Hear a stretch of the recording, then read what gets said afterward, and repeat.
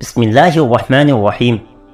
ہمارے حضور صلی اللہ علیہ وسلم پر جادو کا اثر۔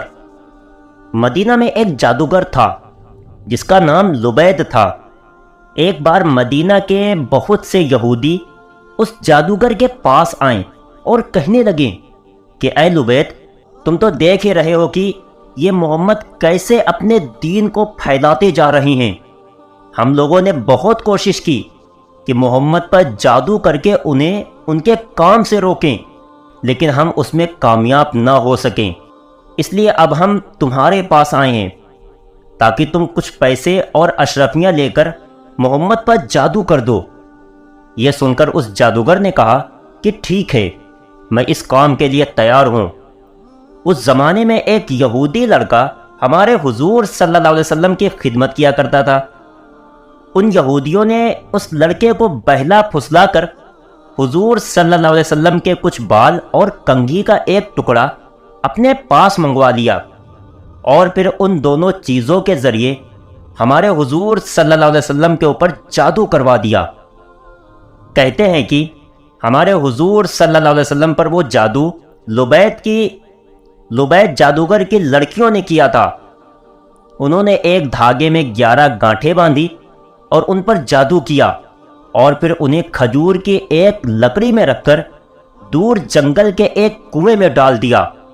ہمارے حضور صلی اللہ علیہ وسلم پر اس جادو کا اثر یہ ہوتا تھا کہ حضور صلی اللہ علیہ وسلم اپنے آپ کو بندھا ہوا محسوس کرتے تھے، اور کسی کام کے بارے میں یہ خیال ہوتا تھا کہ وہ کام تو میں کر چکا ہوں، لیکن ابھی وہ کام نہ کیا ہوتا تھا، اور جو کام کر چکے ہوتے تھے اس کے بارے میں خیال آتا کہ ابھی میں نے یہ کام نہیں کیا ہے۔ لیکن ان سب کے باوجود جادو کا جو اثر تھا وہ بس آپ کے جسم پر ہی ہلکا پھلکا تھا۔ نبوت میں اس کی وجہ سے کبھی ایسا فرق نہیں پڑا کہ جادو کی وجہ سے آپ نے کوئی غلط بات کہی ہو یا قرآن کی کوئی آیت بھول گئے ہوں۔ ایک بار ہمارے حضور صلی اللہ علیہ وسلم حضرت عائشہ کے گھر پر موجود تھے۔ آپ نے خوب دعا کی، اور اس کے بعد آپ کو نیند آ گئی اور آپ سو گئے۔ سو کر اٹھیں تو حضرت عائشہ سے کہنے لگیں کہ اے عائشہ، اللہ نے ہماری دعا سن لی ہے۔ حضرت عائشہ نے پوچھا کہ کون سی دعا اے اللہ کے رسول؟ حضور صلی اللہ علیہ وسلم نے فرمایا کہ ابھی خواب میں میرے پاس 2 فرشتے آئے تھے۔ ان میں سے ایک نے دوسرے سے کہا کہ یہ محمد کو کیا ہوا ہے؟ تو دوسرے نے جواب دیا کہ ان پر جادو کیا گیا ہے۔ پہلے فرشتے نے پوچھا کہ کس نے جادو کیا ہے؟ تو دوسرے فرشتے نے جواب دیا کہ مدینہ کے ایک جادوگر نے ان پر جادو کیا ہے۔ پہلے فرشتے نے پوچھا کہ کس چیز پر جادو کیا ہے؟ دوسرے نے جواب دیا کہ ان کی کنگھی اور بالوں پر۔ پہلے والے نے پوچھا کہ وہ کہاں ہیں؟ تو دوسرے فرشتے نے جواب دیا کہ وہ کنگھی اور بال جنگل کے ایک کنویں کے اندر پتھر کے نیچے رکھے ہیں۔ پہلے فرشتے نے پوچھا کہ اب انہیں کیا کرنا چاہیے؟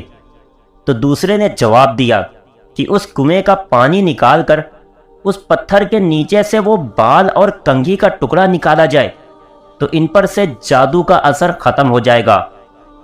پھر حضور صلی اللہ علیہ وسلم نے کچھ صحابہ کرام کو جنگل کے اس کنویں کی طرف بھیجا کہ جس کے بارے میں ہمارے حضور صلی اللہ علیہ وسلم کو خواب میں بتایا گیا تھا کہ اس کنویں میں آپ کے بال اور کنگھی پر جادو کر کے ڈالا گیا ہے۔ ان سارے صحابہ کرام نے کنویں کا پانی نکالا، اور جو جگہ بتائی گئی تھی اس جگہ سے کنگھی اور بال نکال کر ہمارے حضور صلی اللہ علیہ وسلم کے پاس پہنچے۔ حضرت جبریل علیہ السلام نے آ کر ہمارے حضور صلی اللہ علیہ وسلم کو بتایا کہ سورہ فلق اور سورہ ناس پڑھ کر آپ ان میں سے ایک ایک گانٹھ کھولتے جائیں۔ پھر حضور صلی اللہ علیہ وسلم نے سورہ فلق اور سورہ ناس پڑھ کر ایک ایک گانٹھ کو کھولا، یہاں تک کہ وہ 11 گانٹھیں کھل گئیں، اور پھر آپ نے ایسا محسوس کیا کہ جیسے میرے اوپر سے کوئی بوجھ اتر گیا ہو۔ ان سب کے بعد لبید جادوگر کو بلایا گیا اور اس سے پوچھا گیا، تو اس نے اپنے جرم کا اقرار کیا کہ ہاں، میں نے ہی آپ پر جادو کیا تھا۔ ہمارے حضور صلی اللہ علیہ وسلم نے اسے معاف کر دیا اور کوئی سزا نہ دی۔ ہمارے حضور صلی اللہ علیہ وسلم پر جادو کا اثر اللہ کے حکم سے ہوا تھا، کیونکہ ہمارے حضور بھی ایک انسان تھے، لیکن اس کی وجہ سے ہمارے حضور صلی اللہ علیہ وسلم کی نبوت پر کوئی اثر نہ پڑا۔ دوستو، اگر واقعہ پسند آیا ہو تو لائک کرنا اور چینل کو سبسکرائب کرنا نہ بھولیں، اور جاتے جاتے ایک پیارا سا کمنٹ ضرور کر دینا۔ السلام علیکم۔